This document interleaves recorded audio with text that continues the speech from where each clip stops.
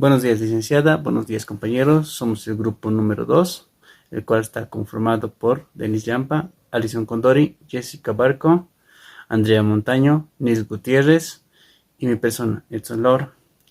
El tema a exponer es sobre Jorge Elton Mayo, su vida, sus aportes en la administración y relaciones humanas. Para desarrollar el tema, vamos a desarrollar la biografía. ¿Quién fue Jorge Elton Mayo? Fue un teórico social, sociólogo y psicólogo industrial de las organizaciones y las relaciones humanas.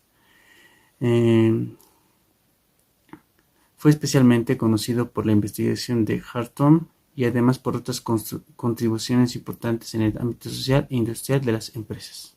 Elton Mayo nació en la ciudad de Adelaide, en Australia, el 26 de diciembre de 1880. Estudió filosofía en la Universidad de Adelaide, que posteriormente comenzó a dictar la cátedra de la universidad en Queensland, Australia. Sus importantes contribuciones en el campo de la psicología, las organizaciones, del ámbito de las relaciones humanas y aportes también fueron ampliamente reconocidas en el seno de la psicología industrial de los Estados Unidos durante la primera mitad del siglo XX. A modo de su introducción inicial, como ya hemos mencionado, las condiciones teóricas del Elton Mayo, en el ámbito de psicología y trabajo de las organizaciones, estuvo muy interesado en estudiar cómo las condiciones físicas del trabajo podían influir en la producción y en el rendimiento de los trabajadores, además de efectos psicológicos que éstas podían producir. En el año 1923, Elton Mayo se había trasladado a la Universidad de Pensilvania, en Estados Unidos, para investigar diferentes empresas del sector textil, donde empezó a estudiar la sociología de las organizaciones, así como a indagar la importancia del ambiente laboral, por estudiar la dinámica de las organizaciones y las condiciones de las empresas laborales de estas. 3 años más tarde, en 1926, llegaría el inicio de la investigación más importante de Elton Mayo. Fue cuando empezó a trabajar en la Escuela Nacional de Negocios en Harvard. Esta investigación empezó en 1927 y recibió el nombre de Investigación de Hartung, que duró 5 años, que más adelante desarrollaría un sistema con mis compañeros.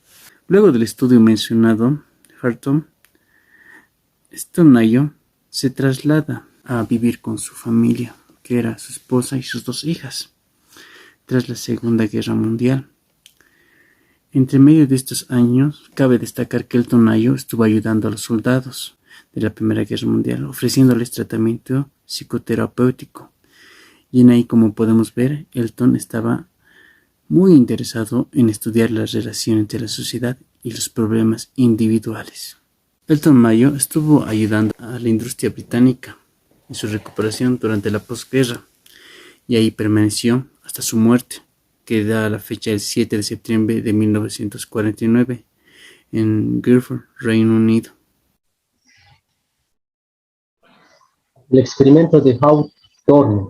En 1927, el Consejo Nacional de Investigadores de Estados Unidos quiso desarrollar un experimento básico para medir la relación que existe entre iluminación y productividad, bajo la hipótesis de que el empleado produce más a mayor iluminación. Entonces buscan a un profesional importante para desarrollar el experimento y se topan con Elton Mayo. Elton Mayo, que realizaba trabajos muy exitosos, y lo eligen para realizar el experimento. El experimento se desarrolló en la fábrica de Western Electric, ubicado en Chicago. El experimento parecía ser muy sencillo, pero se extendió de 1927 a 1932. Y dicen que no se pudo acabar por falta de presupuesto. Sin embargo, en ese lapso se pudo descubrir un montón de aspectos significativos para la administración. El experimento contó con 4 fases. La primera fase. En la primera fase se bajó la intensidad de los trabajadores, se bajó la intensidad de la luz de los trabajadores. Sin embargo, el resultado no fue lo que se esperaba, pues si bien tuvo una disminución de productividad, no fue considerablemente. Entonces Elton Mayo y sus trabajadores deciden informar a los empleados el momento en que bajarían y subirían la intensidad de la luz, cambiando en ese instante la lámpara, y los resultados fueron sorprendentes. Cuando se les decía que se bajaba la intensidad de la luz, los empleados producían menos, pero cuando se les decía que se aumentaba la intensidad de la luz, producían más. Entonces, lo interesante de esto es que Elton Mayo relata que nunca cambió la intensidad de la luz, solo que les hacía creer a los empleados que lo hacía. Entonces, Elton Mayo llegó a la hipótesis de que a las personas se les ve afectadas en su productividad por el factor psicológico, y descubre que el factor mental afecta más que otras cosas. En la segunda fase, ya motivados con los resultados de la primera fase, Elton Mayo y sus colaboradores deciden dividir a los empleados en dos grupos. El primer grupo A trabajaría en condiciones normales y el segundo grupo B se les aplicaría cambios significativos, siendo utilizados como conejillos de indias, registrando, anotando y controlando todo lo que hacían. Los cambios en esa etapa se alargó hasta cumplir 12 periodos, con distintos resultados, en lo cual los trabajadores del grupo B se enojan y se sienten acosadas por tanto control, y señalan que si no se les retiraba el control, ellas se molestarían y dejarían de trabajar. Entonces Elton Mayo y sus colaboradores llegan a una hipótesis de que a las personas no les gusta el control. Bueno, continuando con la exposición, yo les voy a hablar sobre la tercera fase, el programa de entrevistas. Los investigadores se preocuparon por la diferencia de actitudes que hubo entre las jóvenes del grupo experimental y las jóvenes del grupo de control. Entonces fueron apartando el interés inicial que tuvieron de mejorar las condiciones físicas de trabajo y se dedicaron definitivamente a estudiar lo que eran las relaciones humanas en el trabajo. Ellos pudieron constatar que en el departamento las jóvenes consideraban demasiado humillante lo que era la supervisión vigilante y restrictiva. Verificaron que la empresa, a pesar de tener su política de personal abierta, poco o nada sabía acerca de los factores que determinaban dichas actitudes de las obreras frente a la supervisión. De este modo podemos ver que en septiembre de 1928 se inicia el programa de entrevistas. Este programa comprendía entrevistas con los empleados para conocer mejor sus actitudes, sentimientos, escuchar las opiniones en cuanto a su trabajo, en cuanto al tratamiento que recibían, e igualmente recibían sugerencias que pudiesen ser aprovechadas en el entrenamiento de los supervisores. Al ver que este programa fue muy bien recibido entre los obreros y supervisores, los investigadores decidieron entonces que la empresa cree lo que fue la división de investigación industrial en febrero de 1929. Este fue para dirigir y ampliar el programa de entrevistas. Tenía como fin realizar la entrevista a todos los empleados anualmente, pero la empresa contaba con más de 40,000 empleados. Como podemos ver, este fue un plan muy ambicioso que lastimosamente no se pudo cumplir, porque entre 1928 y 1930 fueron entrevistados a cerca de 21,126 empleados. En 1931, el sistema de entrevistas sufrió modificaciones. Este se tuvo que adaptar a la técnica de entrevista no dirigida. Esta permitía que los trabajadores pudiesen hablar libremente sin que el entrevistador desviara el asunto o intentase establecer algún tipo de pauta previa. Homans destacó que el programa de entrevistas revela la existencia de una organización informal de obreros. Esta fue conformada para poder protegerse de cualquier amenaza de administración contra su bienestar. Siguiente diapositiva, por favor. Les voy a hablar sobre algunas de las manifestaciones que la organización informal hizo, que fue la producción controlada por estándares establecidos por los mismos obreros y que no eran sobrepasados por ninguno de ellos. Siguiente sería la práctica no formalizada de penalización, que también era aplicada a los obreros, que excedían a los estándares que habían establecidos y eran considerados saboteadores. La siguiente sería el liderazgo informal de ciertos obreros que mantenían unidos los grupos y aseguraba el respeto a las reglas de conducta. Y por último tendríamos la muestra de satisfacción e insatisfacción demasiado exagerada ante las actitudes de los supervisores inmediatos por el comportamiento de los obreros.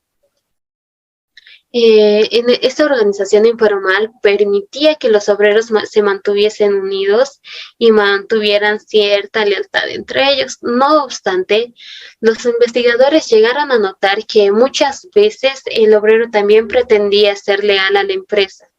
Esa lealtad fue dividiendo al grupo y a la empresa.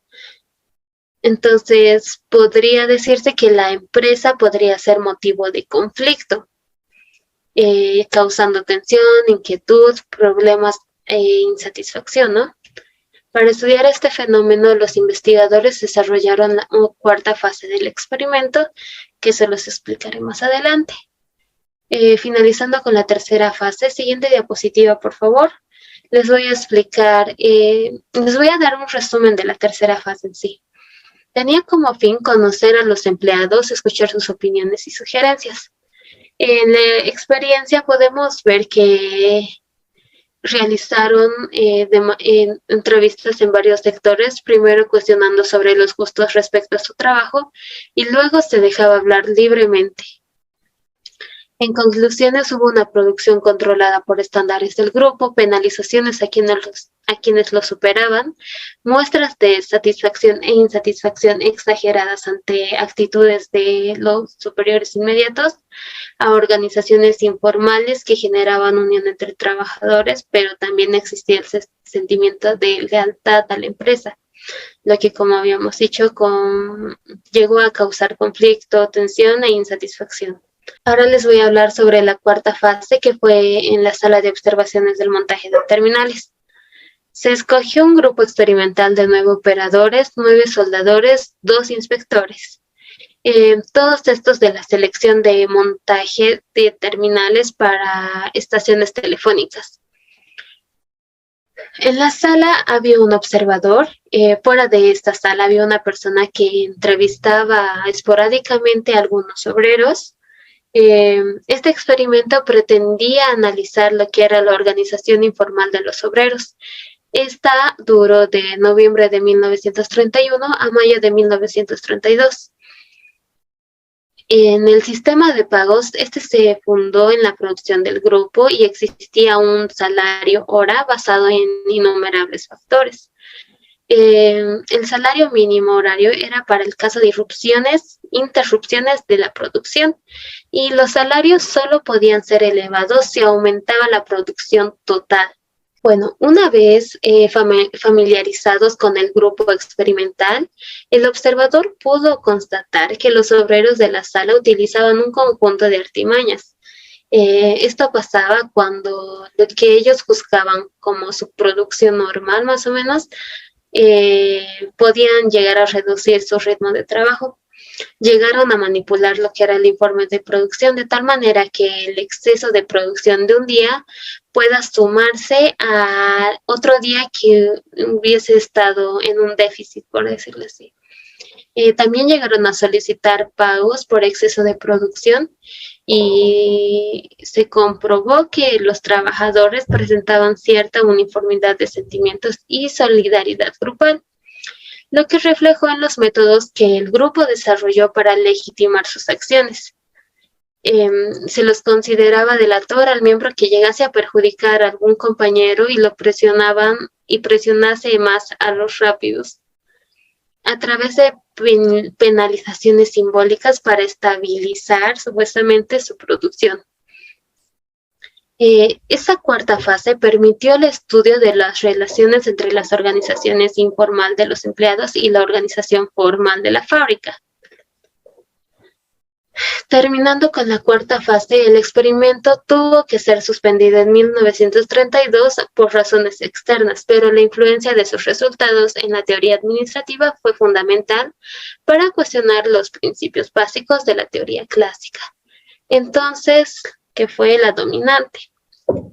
Y al igual que en la fase 3, siguiente diapositiva, por favor, les voy a dar un resumen de la fase 4. Tenían como fin analizar la organización informal de los obreros. En experiencia se colocó un grupo experimental con un observador en una sala especial en iguales condiciones de trabajo que el resto. Afuera, alguien que entrevistaba, el observador que analizaba las relaciones recíprocas y las actividades de grupo. Y como conclusión tenemos la primera: el ritmo de trabajo era manejado por el grupo a favor del pago de incentivos. Y la siguiente que existía un código de actuación dentro del grupo delator. Dentro del grupo había, si es que hubiese un delator, el rompecabezas o el simulador. Y ahora terminando con mi parte, les voy a dar un ejemplo. Que espero me entiendan. Siguiente diapositiva, por favor. Ahí está.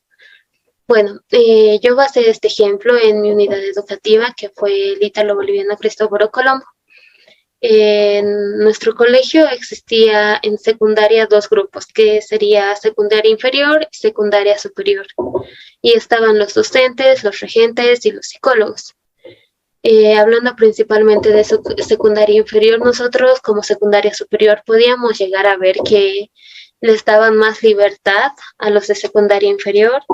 Tenían libertad de recorrer los pasillos, un poco más de tiempo, tenían libertad de acceder a otros lugares que a secundaria superior se les negó. Y al ver esto vimos también que los de secundaria inferior, siendo primero, segundo y tercero de secundaria, tuvieron un mejor rendimiento académico. Se podría decir que a mayor libertad que tuvieron, hubo mayor destreza, mayor actividad escolar, lo que los benefició también de cierto modo, ya que recibían una recompensa de tiempo libre. En cambio, secundaria inferior, nosotros éramos vigilados constantemente por 2 regentes y 2 profesores, lo que nos daba menos libertad de expresión en el recreo, porque pues nos castigaban, teníamos menos lugar o espacio, por decirlo así, por donde estar en el recreo, porque se nos prohibían varios lugares y el tiempo era igual reducido. Por lo tanto, a la hora de volver a clase tampoco estábamos muy emocionados de estar ahí. Hubo menos rendimiento académico, había menos actividad escolar y claramente no recibíamos ningún tipo de recompensa. Aquí, como hemos visto en la fase 3, y 4, los docentes, psicólogos y regentes actuarían como los supervisores, los entrevistadores. Entonces, era algo, yo creo que es un buen ejemplo acerca de lo que, más parecido a lo que hizo Elton John. Gracias. Ok, yo voy a continuar con la exposición y les voy a hablar acerca de las conclusiones del experimento de Hawthorne.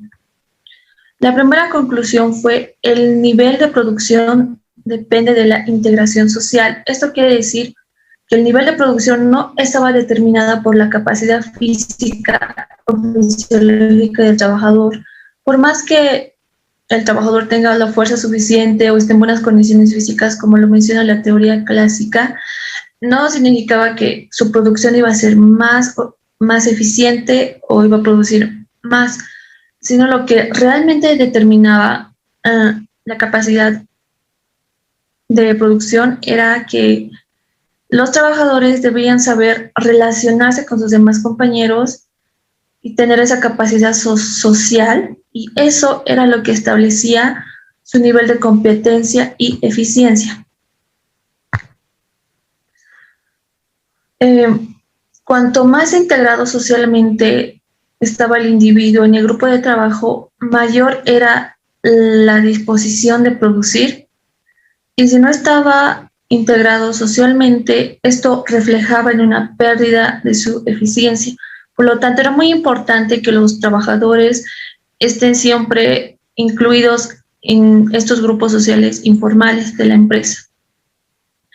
Siguiente conclusión, el comportamiento social de los trabajadores. Los trabajadores no actúan ni reaccionan aisladamente como individuos, sino como miembros de grupos.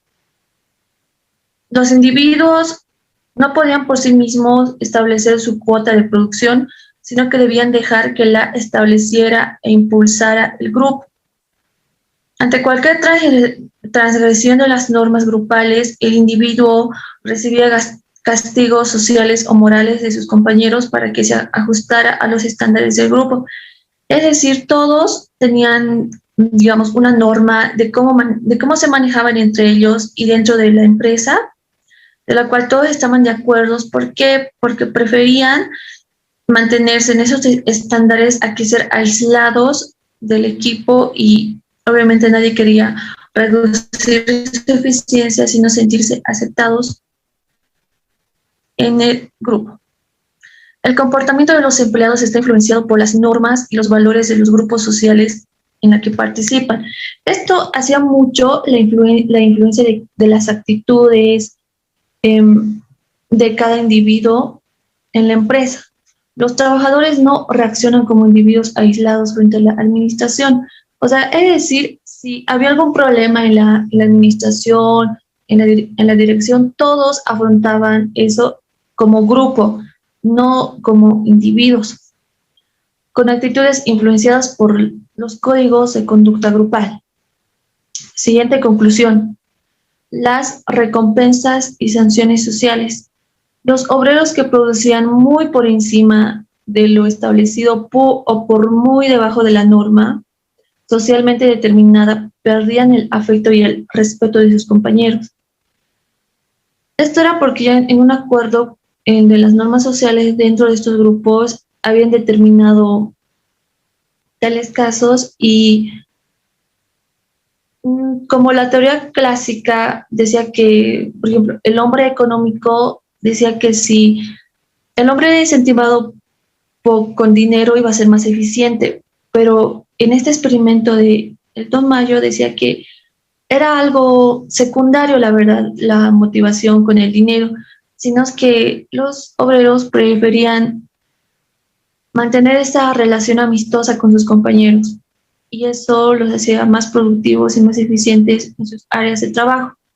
Las recompensas y sanciones no económicas influyen significativamente en el comportamiento del trabajador. La necesidad de reconocimiento o aprobación social son las que influyen significativamente en la motivación y el rendimiento del trabajador. Cada grupo social desarrolla creencias y expectativas con relación a la administración que influyen en las actitudes, normas y estándares del comportamiento que el grupo define como aceptables. O sea que todos estaban de acuerdo, tenían esa norma de conducta dentro de la empresa, y cada uno se mantenía en ese margen para ser aceptados.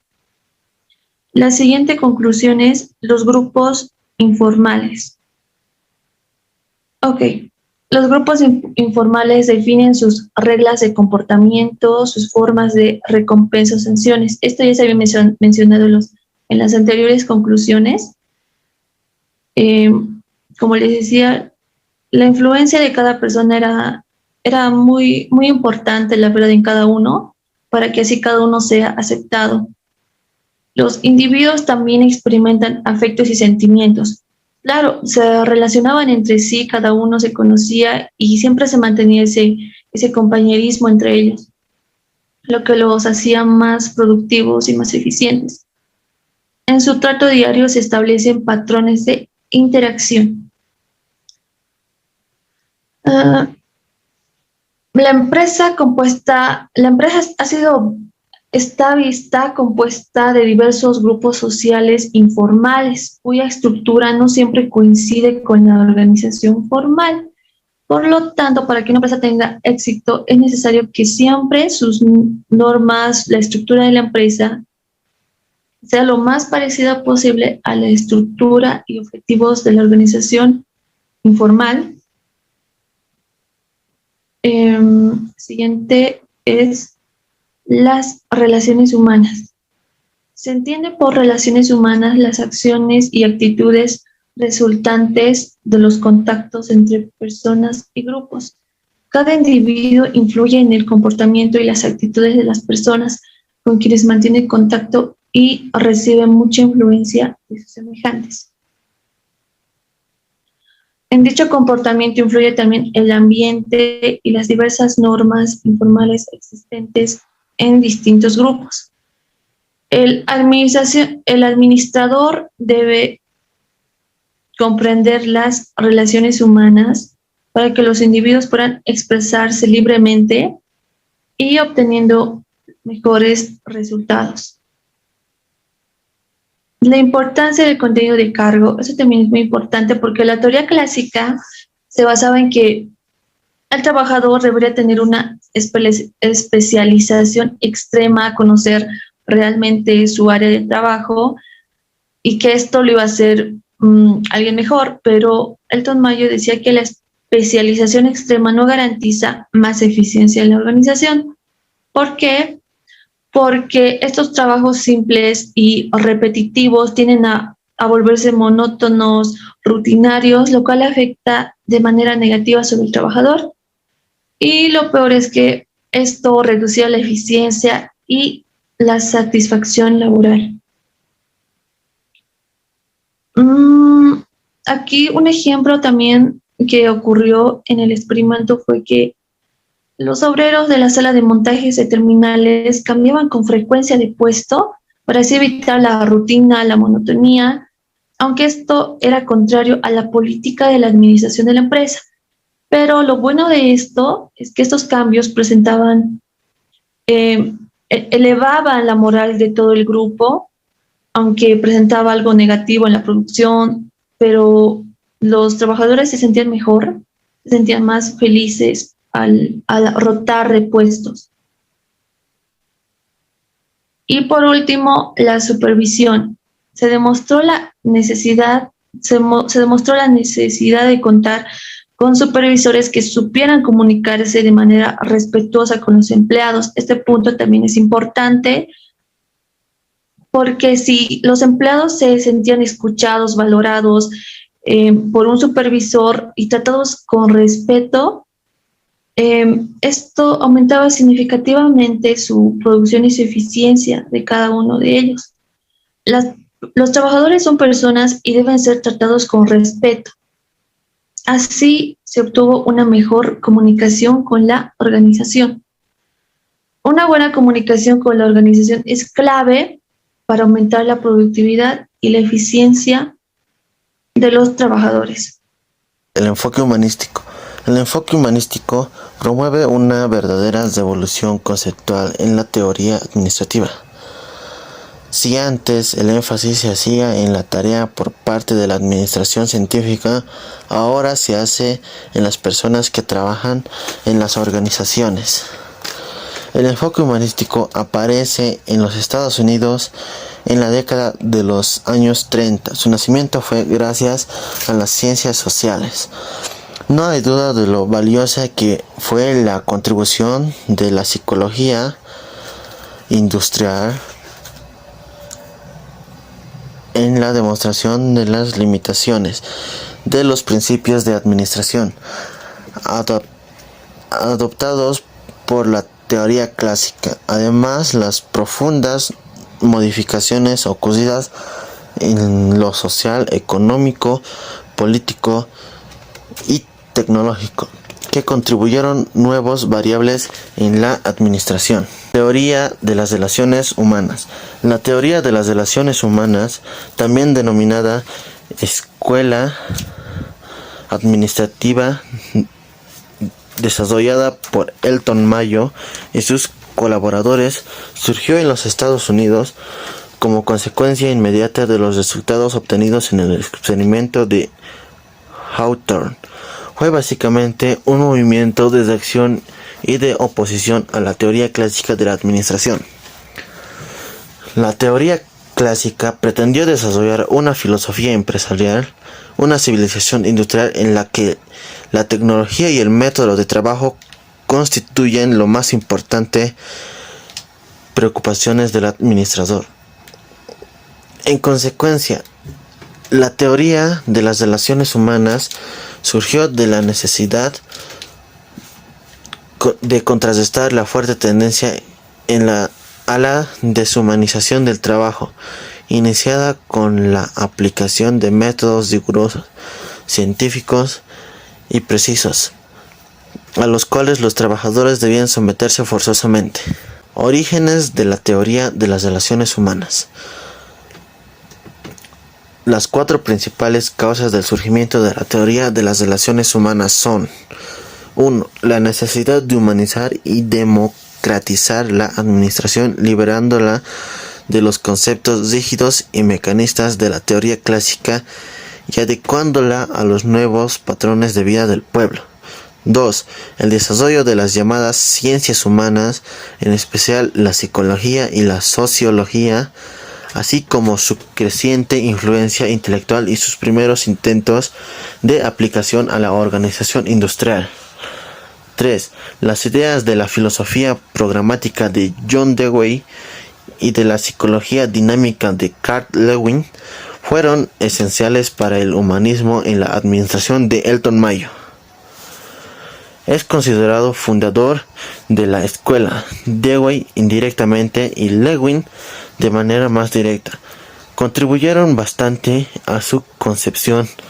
De igual modo, fue fundamental la psicología de Pareto, a pesar de que ninguno de los autores del movimiento inicial tuvo contacto directo con sus obras. 4. Las conclusiones del experimento de Hawthorne, llevado a cabo entre 1927 y 1932 bajo la coordinación de Elton Mayo, pusieron en jaque a los principales postulados de la teoría clásica de la administración. La civilización industrial y el hombre. El desarrollo de la civilización industrial es prioridad de la teoría de las relaciones humanas. Elton Mayo fue el principal fundador de este movimiento y dedicó sus tres libros a examinar problemas humanos, sociales y políticos, ya que la civilización estaba enfocada casi al 100% a la industrialización y a las tecnologías. Elton Mayo demostró que el progreso industrial estuvo acompañado de un profundo desgaste del sentimiento espontáneo de cooperación. Mayo afirma que la solución de este problema no puede encontrarse en el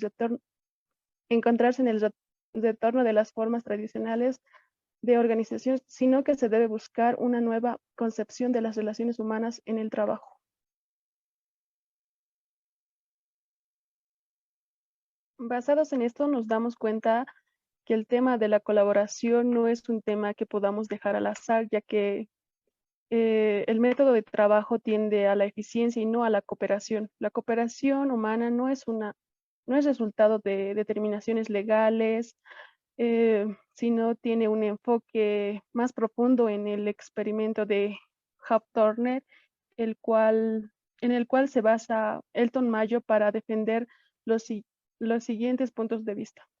El trabajo es una actividad grupal donde se plantean los incentivos salariales y materiales.